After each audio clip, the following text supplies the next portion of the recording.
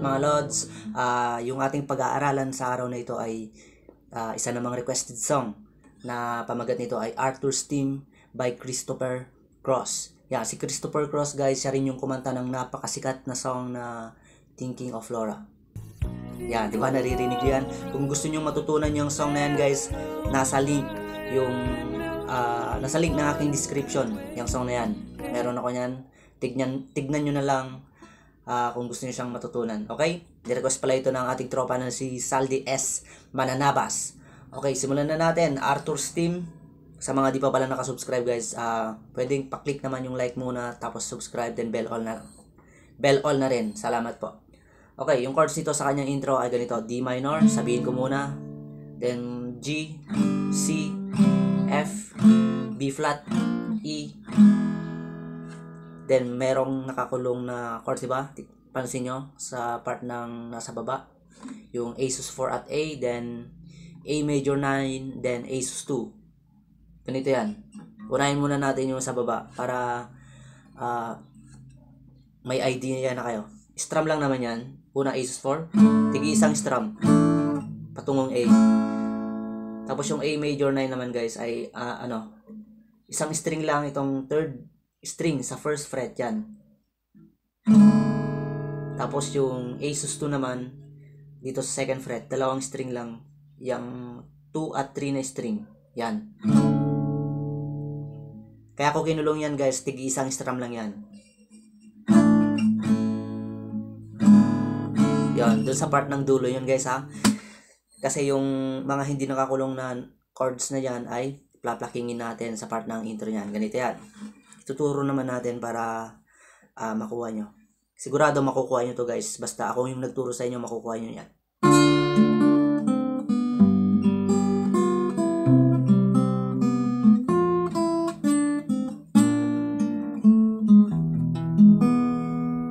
Then A sus 4 at A.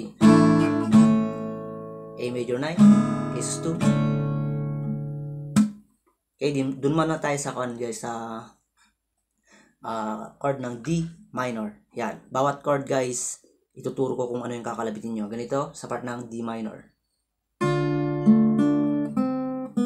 Ganun lang. Sabay nyo yung 4 at first string. Then kalabitin nyo yung third string. Then second string. Tapos second string ulit, pero nasa first fret na. Then second string ulit, pero open na. Ganun lang sa part ng D minor. Ganito ulitin natin.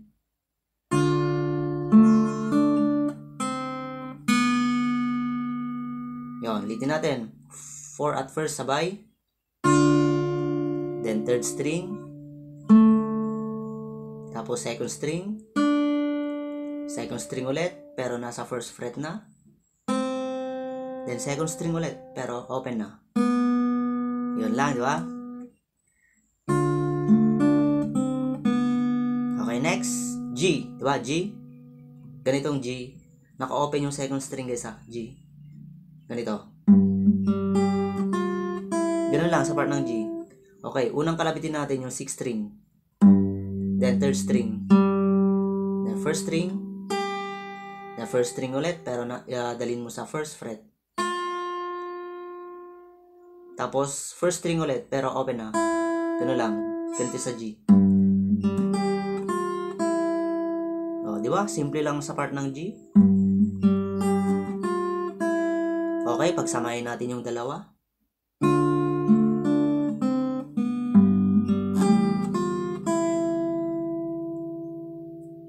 Then, next chord, di ba C? Ganito. Ganun lang naman sa part ng C. Okay, C, di ba? Kalabitin natin yung 5th string. Then, third string. Second string. Okay, then second string ulit, pero open na.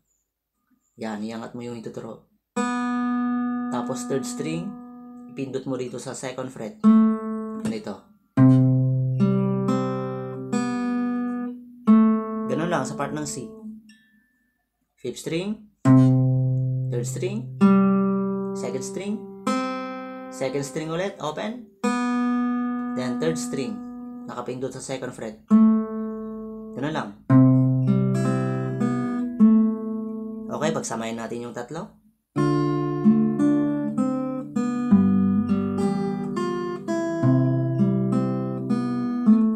Yan, di ba? Tapos na yung tatlo.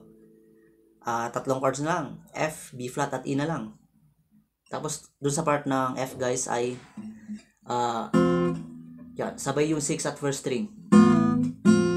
Kahit i-bar nyo lang yan, kahit hindi nyo nakompletuhan yung ganitong F, basta ang malaga rito guys ay yung 6 at first string, nakapindot yan. Kahit itong thumb nyo gamitin nyo, tapos itong hintuturo gamitin nyo sa first string, sabay nyo kalabitin yan, 6-1. Then next, 1 ulit pero open. Tapos second string dito sa 3rd fret, dali mo sa 1st fret. Ganun lang sa part ng F ganito. Okay, sabay yung 6 at 1. Then 1 ulit pero open. Then second string, 3rd fret, patungong 1st fret. Ganun lang sa part ng F. Okay, pagsamahin natin yung apat.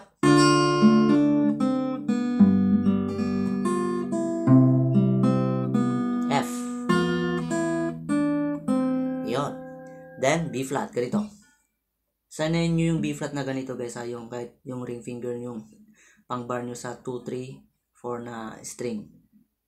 Pero kung sanay kayo sa ganito, okay lang naman. Okay, ganito naman sa part ng B flat. Ano lang, naka B flat, di ba? Sabay yung 5th at 2nd string. Then 4th string.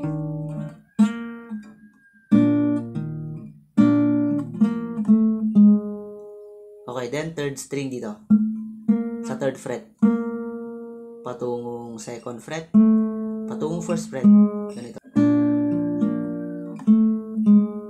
Ganun sa B flat guys. Sabay yung 5th at 2nd. Ulitin natin. Medyo magulo doon. 5th at 2nd sabay. Then next nakalabit ay 4th string. Tapos 3rd string na. Ganun siya guys. Medyo bilisan nyo lang yung pagkalabit doon.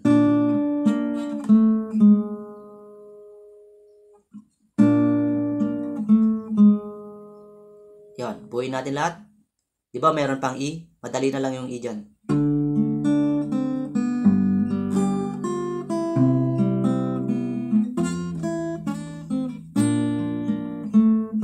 Okay, then sa E ganito na lang. 6, 5, 4, 3, 2. Yun, i-pluck nyo yun.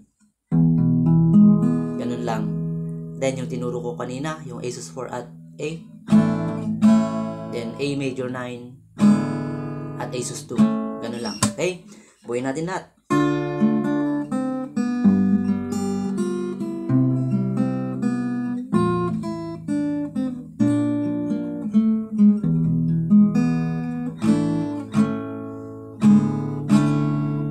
Alright. Okay, sa verse naman guys ay same chords. Pero i-strumin na natin siya. Ito.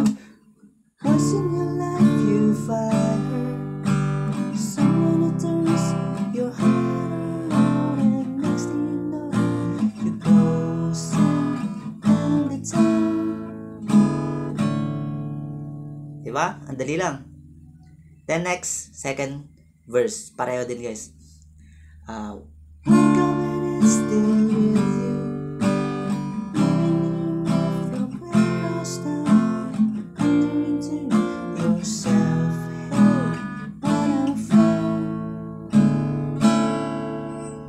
Simple, di ba? Yung pag-strum ko lang ganito.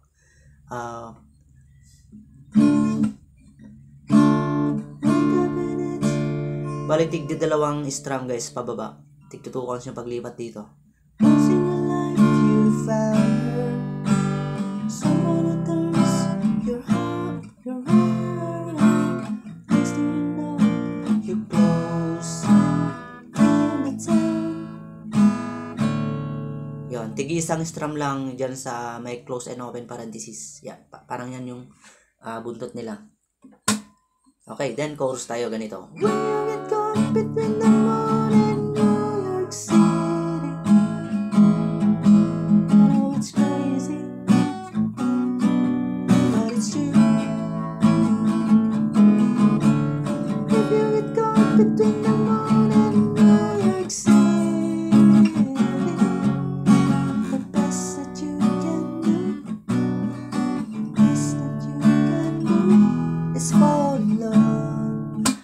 chord doon ay D major 7. Yung tatlong string na yan guys sa second fret.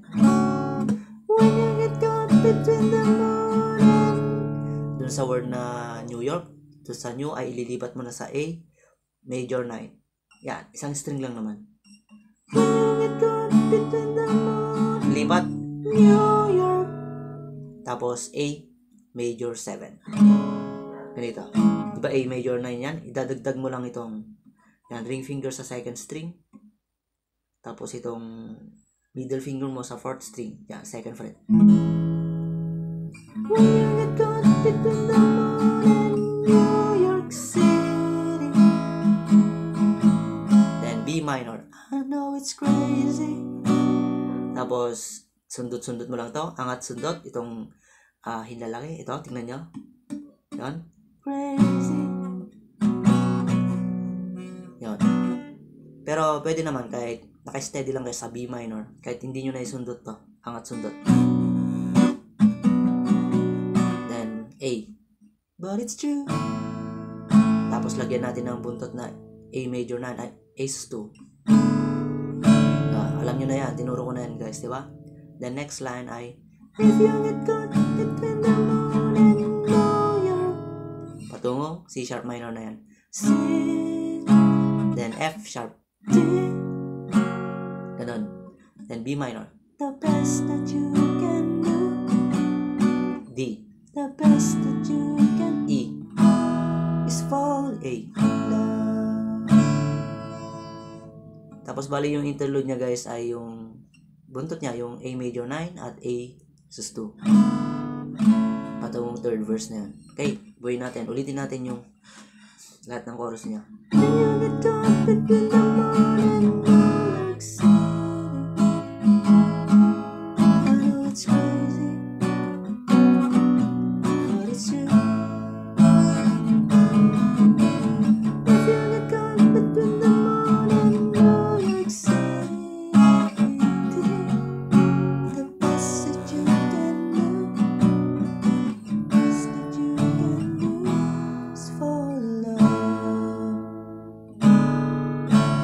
Yun yung interlude niya. Then, pangatlong verse guys, pareho pa rin naman.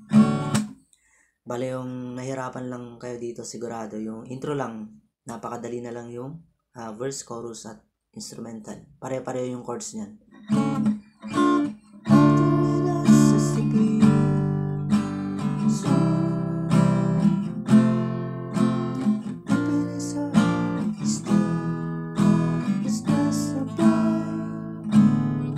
Tuloy-tuloy na yan. Fourth verse.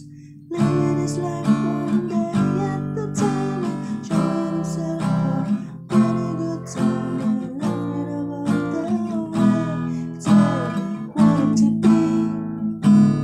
Chorus. When you get caught between the moon and New York City, I know it's crazy. Mas maganda guys kung dagdagan nyo pag nakarating sa B minor, di ba? I know it's crazy. Okay, angat nyo yung middle finger nyo. Then balik. Ganon. But it's true. If you get caught between the moon and New York City, the best that you can do, the best that you can do is fall in love. Then lagyan natin. Basta huwag niyong kakalimutan yung buntot niya guys ha. Yung A major 9 at Ace 2. Then instrumental na. Same chords guys.